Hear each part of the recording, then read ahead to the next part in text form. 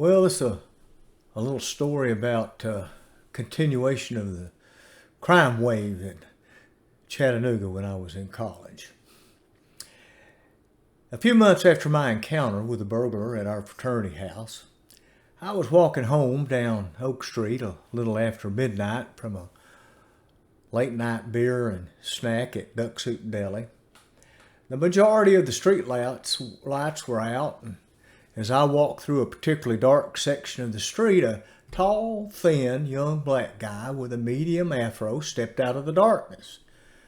The first thing I noticed was a 6-inch stiletto in his hand, the blade glinting dully in the dim light. He moved in front of me, blocking the sidewalk, thrust the knife toward me and said, "Give me your money." I said, "What?" And he repeated, "Give me your money." As I pulled my billfold out, I said, "I don't have much," showing him my two $1 bills. He looked down, then back up at me and asked, Is that all you got?" I shook my head yes. He grabbed the bills and said, "You broke-ass cracker." Then he glanced back down and said, "Give me your shoes." That morning, I just bought a new pair of Bass Weejuns, and I was wearing them for the first time to break them in before I had to go to work.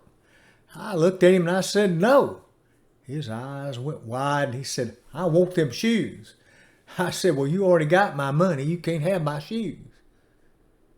He responded, "I got the knife." I said, "Well, I got the shoes." He looked a bit taken aback and confused, gave a little shake of his head, dropped the hand down to his side with the knife, and faded into the darkness with my $2. I took my new Weejuns on back home. I was filled with adrenaline and nowhere to go. I reckon he must have concluded that I was a little bit crazy, but those shoes were hard earned and I was right proud of them. And I'd be damned if anybody was going to take them from me. Thank you.